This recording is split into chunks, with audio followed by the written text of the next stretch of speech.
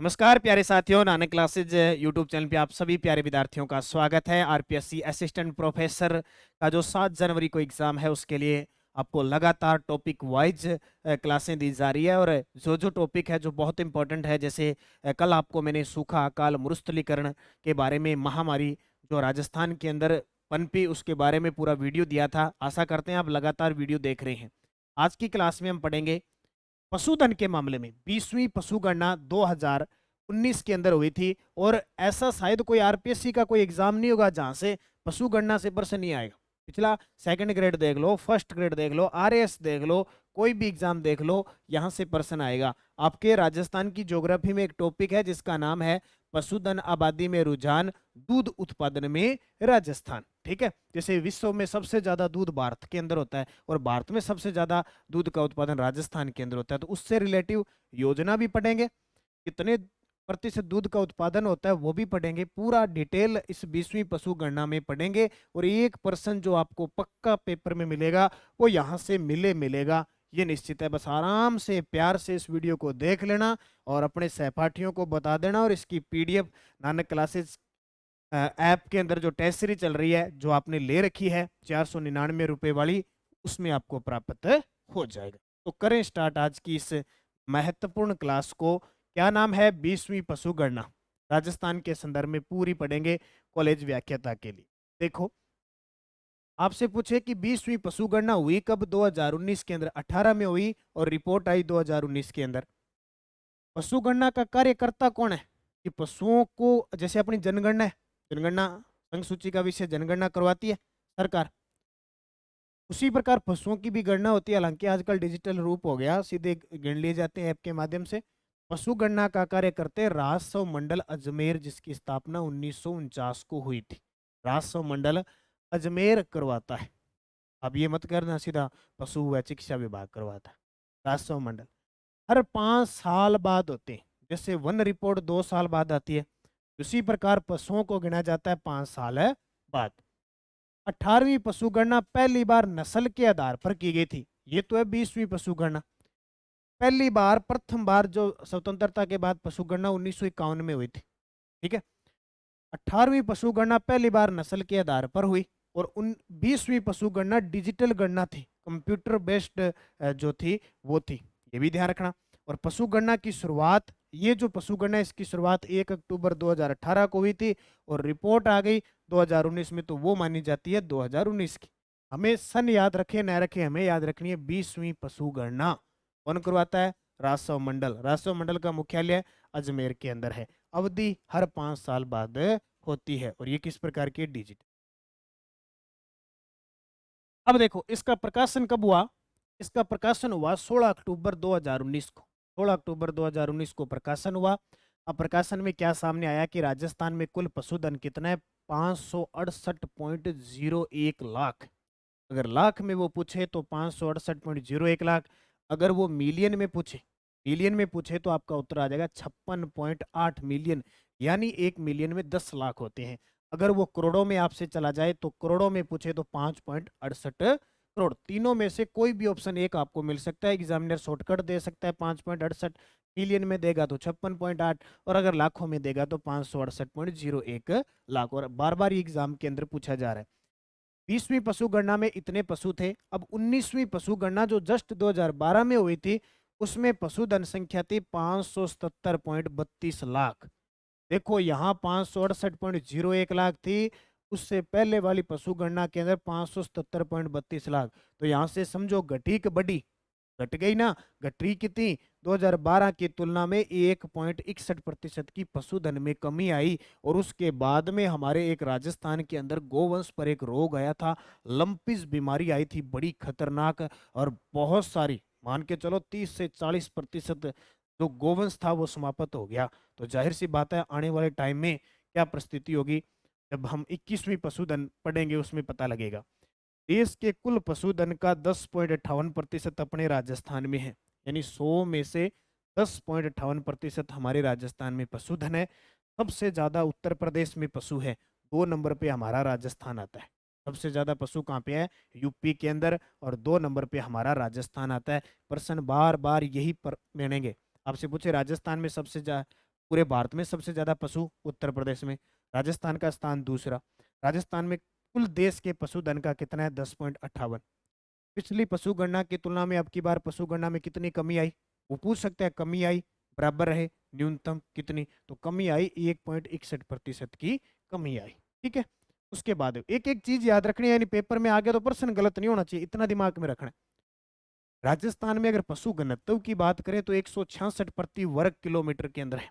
प्रति वर्ग किलोमीटर के अंदर 166 पशु है राजस्थान में। पशु घनत्व किलोमीटर, वर्ग किलोमीटर का मतलब किलोमीटर किलोमीटर किलोमीटर किलोमीटर, ऐसे क्षेत्रफल। 19वीं पशु गणना जब थी तो 169 था, इसमें भी कमी आई है। देखो यहाँ 166 है, यहाँ 169 है।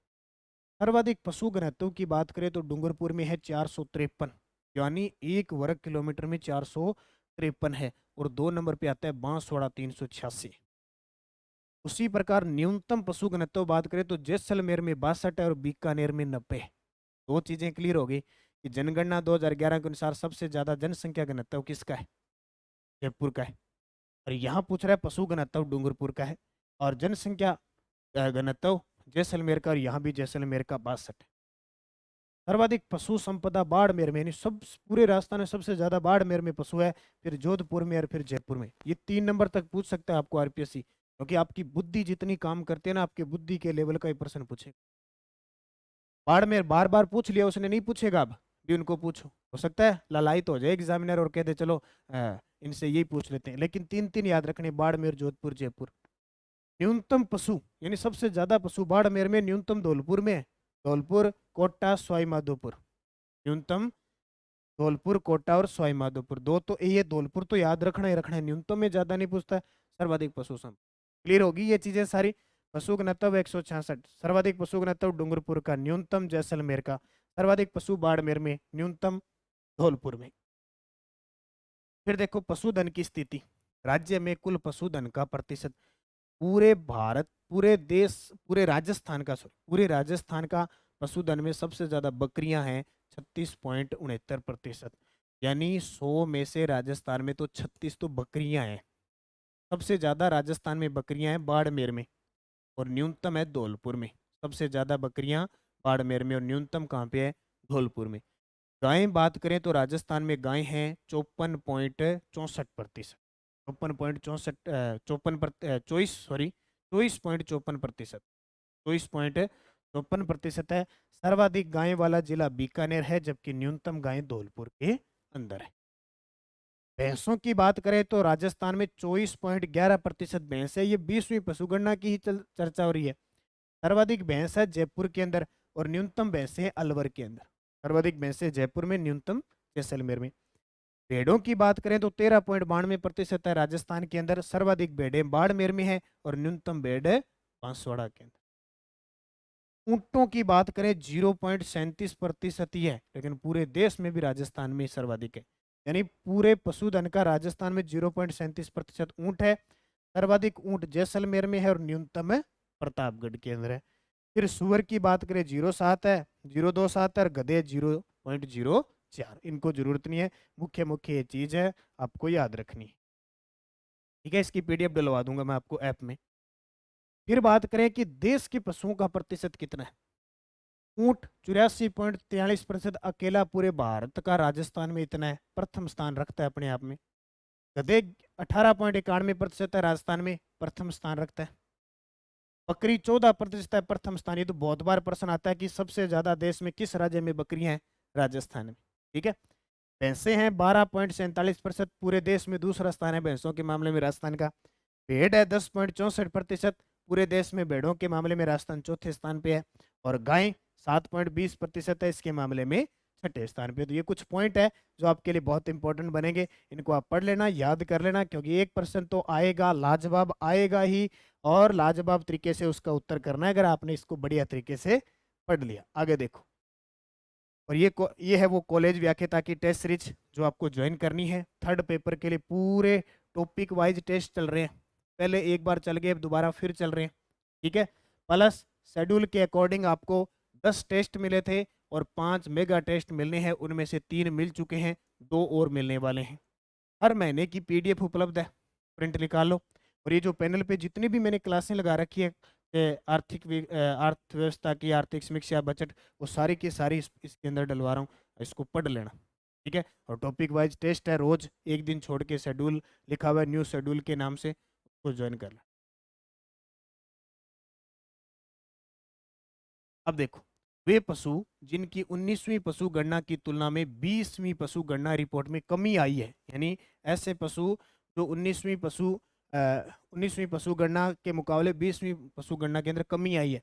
जैसे भेड़ है ना, भेड़ों में 12.95% की कमी आई है, बकरी में 3.81% की कमी आई है, खच्चर में 60.33% की कमी, और गधे देखो भी, राजस्थान में गधे 71.31% घट की, ठीक है। वैसे राजस्थान में गधे सबसे ज्यादा है, लेकिन फिर भी गधे देखो कितने घटे, यानी इसके मतलब बहुत सारे लगभग है गधों से कहाँ पहुंच गए, दूसरी उन्हीं में पहुंच गए। ऊंट देखो, ऊंटों में 34.69% की कमी आई है ऊंटों में, और 2014 में ऊंट को राष्ट्रीय अपना राज्य पशु घोषित किया गया था। कुत्ते 52% घट गए, कुत्ते कुत्ते और गधे देखो घट ही गए राजस्थान में। इसका मतलब अब गधे बहुत देखने कम मिलेंगे, और कुत्ते भी गलियों में, पहले गलियों में कुत्ते होते थे, बड़ा जाना मुश्किल होता था, एक दूसरे के ऊपर अटैक कर देते थे, पहले तो बड़ा डर लगता था ना, ठीक है, फिर इंजेक्शन वगैरह लगते थे। तो कुत्ते तो यहाँ पे तब भी सोचते हैं आजकल गलियों में कुत्ते गए कहाँ पे, और 52% घट गए कुत्ते, तो फिर घटने थे। घोड़ा और टट्टू बस 11.86%, ठीक है। ये अब हो सकता है वो प्रतिशत न पूछे, लेकिन आपसे ये पूछ ले कि इनमें से कौन से पशु है जिनमें कमी नहीं हुई, तो देखो घोड़े टट्टू आ गए, कुत्ते आ गए, ऊंट, गधे, खच्चर, बकरी, भेड़, रह क्या गया, भैंस और गाय रहेगी, भैंस और गाय। इसका मतलब उनमें वृद्धि हुई थी, लेकिन अब की बार आगे का सिस्टम कुछ और ही होगा। वे पशु जिनमें पशु गणना में वृद्धि हुई, कुकुट 82.23, खरगोश 21.51, भैंसों में 5.53 और गायों में 4.60% की वृद्धि, यानी ये पशु वो हैं जिनमें कमी हुई है, वृद्धि हुई है, ठीक है, वो ध्यान रखना। अब देखो कुछ एक्स्ट्रा बातें हमें याद रखनी जरूरी है, जहां से एग्जामिनर पूछ सकता है। राजस्थान में डेयरी विभाग की स्थापना हुई थी 1973 को, राजस्थान में डेयरी विभाग की स्थापना 1973 को हुई थी। 1973 में डेयरी विकास विभाग द्वारा जिला दुग्ध उत्पादक सहकारी संघ की स्थापना की गई। Rajasthan cooperative dairy federation RCDF की स्थापना 1977, ये वही है जो मुख्यमंत्री बाल गोपाल योजना स्कूलों के अंदर दूध उपलब्ध करवाने का काम करती है। इसकी स्थापना 1977 को हुई थी, मुख्यालय जयपुर में।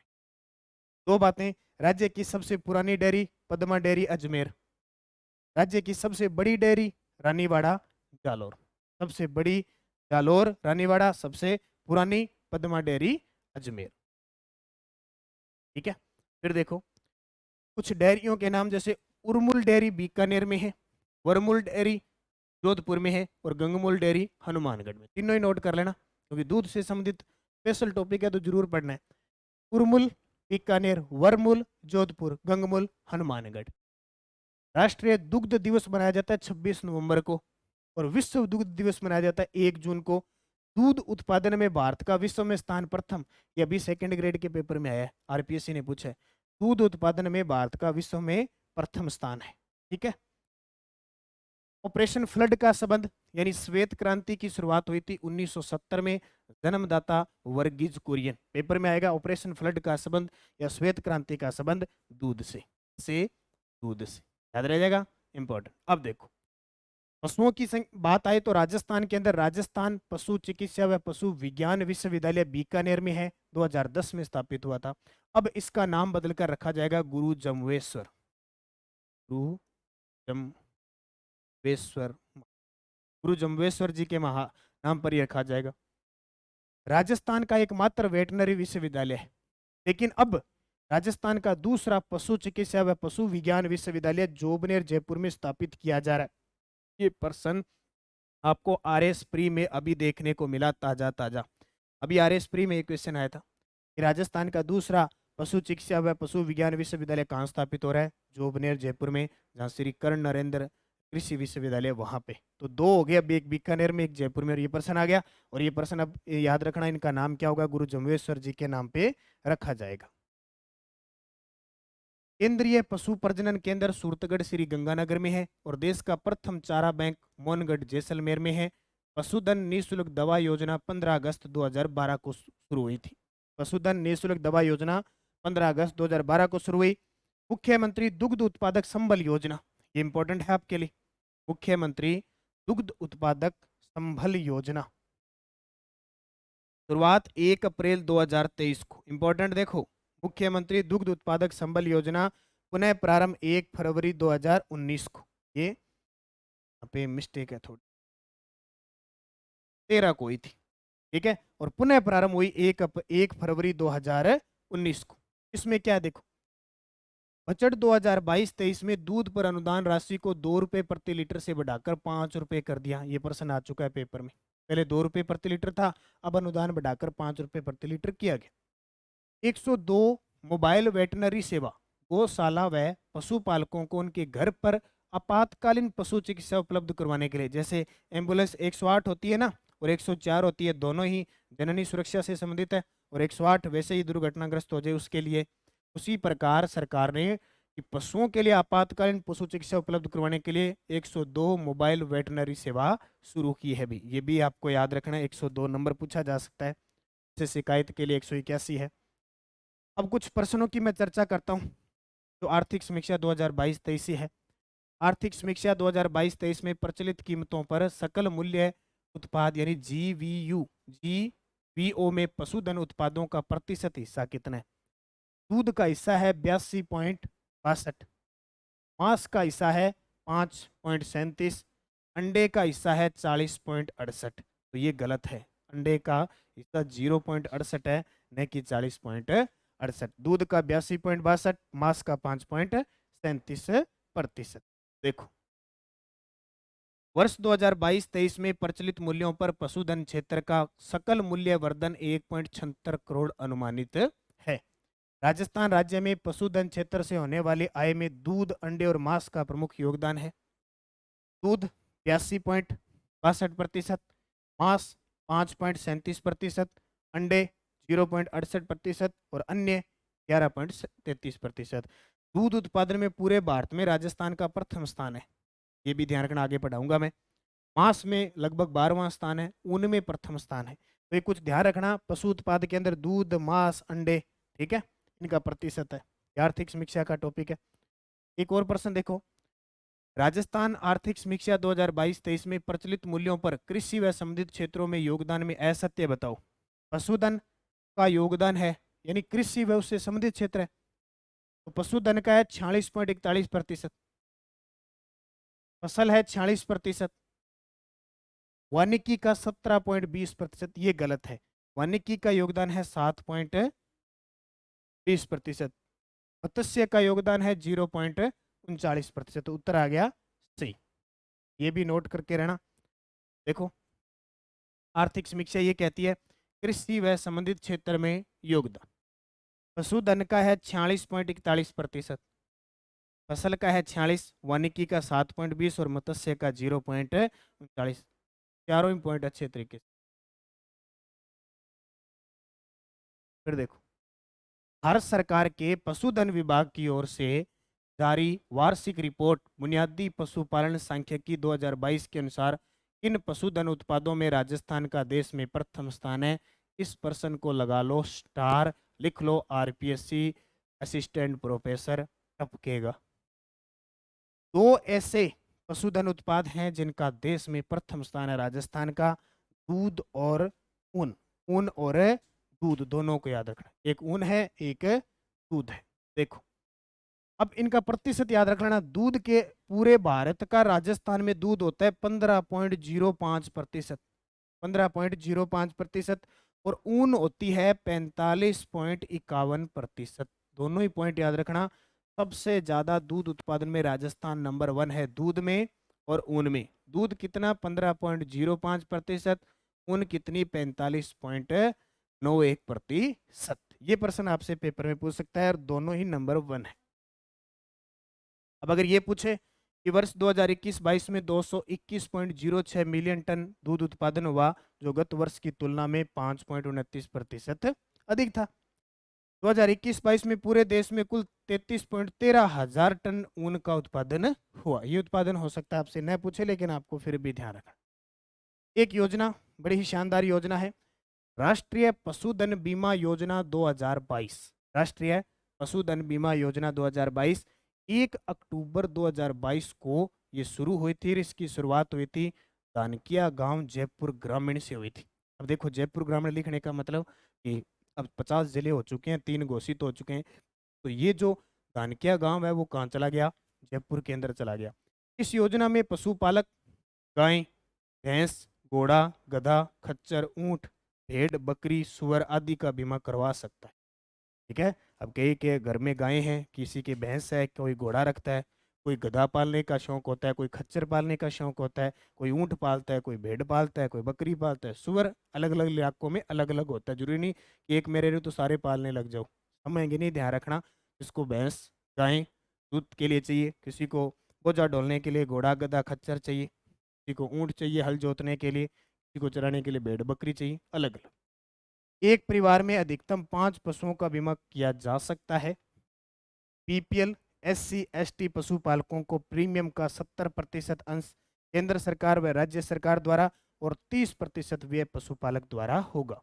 यानी अगर बीपीएल है, एससी कैटेगरी यानी अनुसूचित जाति जनजाति है, तो प्रीमियम जो 70% अंश है ना उनका, वो केंद्र और राज्य सरकार मिलकर वहन करेगी, 30% उनको वहन करना है। इस योजना के तहत राष्ट्रीय पशुधन बीमा वर्ग। अच्छा, बाकी जो है सामान्य वर्ग के हैं पशुपालक, 50% केंद्र और राज्य सरकार भरेगी, जबकि 50% पशुपालक को वहन करना पड़ेगा। अब इसमें क्या मिलता है, इस योजना में गाय की मृत्यु पर 40,000 रुपये और भैंस की मृत्यु पर 50,000 रुपये। एक और मुख्यमंत्री पशुधन बीमा योजना वो अलग है राजस्थान सरकार की, ये अलग है, अनुदान दिया जाता है, यानी भैंस मर गई तो 50,000, गाय मर गई तो 40,000। इस योजना में बीमा करने की जिम्मेदारी द ओरिएंटल इंश्योरेंस कंपनी और यूनाइटेड इंडिया इंश्योरेंस कंपनी को दी गई है। लगा लो स्टार, इंपॉर्टेंट है, क्योंकि ज़्यादातर जो समझौते वगैरह होते हैं ना वो ज़्यादातर पेपर में आते हैं। तो ओरिएंटल इंश्योरेंस कंपनी और यूनाइटेड इंडिया इंश्योरेंस कंपनी को दी गई है, नोट करना, ठीक है। अगली एक योजना और गजब है, राष्ट्रीय गोपाल रतन पुरस्कार। राष्ट्रीय गोकुल मिशन योजना के तहत पशुपालन, मत्स्य और डेयरी विकास भारत सरकार द्वारा प्रतिवर्ष राष्ट्रीय दुग्ध दिवस के अवसर पर गाय भैंस की स्वदेशी नस्लों की डेयरी करने वाले किसानों को ये पुरस्कार देते हैं। ये 3 प्रकार की पुरस्कार होते हैं। प्रथम पुरस्कार में 5 लाख रुपए, द्वितीय पुरस्कार में 3 लाख रुपए और तृतीय पुरस्कार में 2 लाख रुपए दिए जाते हैं, राष्ट्रीय गोपाल रतन पुरस्कार। अब अपने राजस्थान के एक पशुपालक को दिया गया था 2022 में, उनका नाम है सूरतगढ़ तहसील के है ये, इन्हें श्री गंगानगर के सूरतगढ़ तहसील के द्वितीय पुरस्कार मिला हरी सिंह गोदारा को। तो मिला हरी सिंह गोदारा को 2019 में गंगमूल डेयरी द्वारा संचालित साहिवाल वंशावली चयन परियोजना के अंतर्गत कृत्रिम गर्भाधानकर्ता के रूप में अपनी सेवाएं प्रारंभ की थी। यानी पशुपालक है हरी सिंह गोदारा, श्री गंगानगर के सूरतगढ़ के संगर के रहने वाले, और द्वितीय पुरस्कार इन्हें मिला था, ये आपको याद रखना है। उसके बाद देखो, और ये तो बहुत ही इंपॉर्टेंट योजना है, मतलब कितना ही कह लो, बहुत ही इंपॉर्टेंट योजना, बहुत ज़्यादा इंपॉर्टेंट है। राजस्थान में 6 सितंबर 2023 से मुख्यमंत्री कामधेनु बीमा योजना का शुभारंभ कहाँ से किया गया? मुख्यमंत्री कामधेनु बीमा योजना का शुभारंभ किया गया गुलाबपुरा भीलवाड़ा से। एकदम ताजा अपडेट के साथ ये प्रश्न है आपके साथ, या इसी 2-3 महीने पहले ही स्टार्ट हुई है ना। गुलाबपुरा भीलवाड़ा से 6 सितंबर 2023 को मुख्यमंत्री कामधेनु बीमा योजना का शुभारंभ किया गया। जिनकी वार्षिक आय 8 लाख से कम है, जिनकी वार्षिक आय 8 लाख से कम है, उनके लिए पशु बीमा उपलब्ध करवाया जाएगा। एक पशुपालक जिनकी वार्षिक आय 8 लाख से अधिक है, उसे योजना के तहत प्रत्येक पशु के लिए अधिकतम प्रीमियम देना होगा। ठीक है, अधिकतम नॉर्मल मतलब अधिकतम प्रीमियम देना होगा, और अगर 8 लाख से कम है तो उन्हें सीधा ही बीमा मिल जाएगा। इस योजना में क्या है कि प्रत्येक पशु की बीमा राशि 40,000 रुपये है। इस योजना में 20 लाख से अधिक पशुपालकों को लाभ मिलेगा। राज्य के वर्ष 2023-24 के बजट में इसकी घोषणा 750 करोड़ रुपए की गई है। ठीक है, तो ये आपको याद रखना। अब देखो योजना है कौन सी, इसका नाम है मुख्यमंत्री कामधेनु बीमा योजना। जब लंपीज बीमारी आई थी ना, तब इसको स्टार्ट किया था, और इसमें जो लाभ मिला वो गाय के लिए अधिकतम 2 गाय, अब क्या कर दिया, भैंस भी जोड़ दी। भैंस और गायों के लिए है अधिकतम 2 पशु, अधिकतम पशु पूछे तो 2, और कितनी राशि? 40-40 हज़ार रुपए। 40-40 हज़ार रुपए। ये शुरुआत हुई गुलाबपुरा भीलवाड़ा से। तो इस प्रकार आपको मैंने पूरी ये पशु गणना बता दी। इससे एक्स्ट्रा जो दूध से संबंधित है, ऊन से संबंधित है, वो चीज़ें भी बता दी।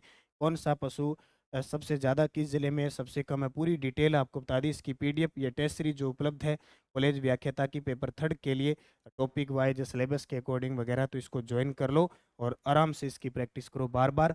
जितना भी उपलब्ध करवाया जा रहा है सारा मैटर आपको दिया जा रहा है। और मैं कह रहा हूँ अगर किसी ने इस टेस्ट सीरीज को लेकर थर्ड पेपर की तैयारी कर ली, बढ़िया, 2-2 3-3 बार रिवाइज कर लिया, जो समय बचा है, आप थर्ड पेपर में से नहीं कहोगे मैं थर्ड पेपर की वजह से। मेहनत तो आपको करनी पड़ेगी, ऐसे नहीं टेस्ट सीरीज ले ली छोड़ दी। ठीक है, निरंतर जो जो आपके टॉपिक है उस पर बने रहेंगे। धन्यवाद। जय हिंद, जय भारत, जय राजस्थान।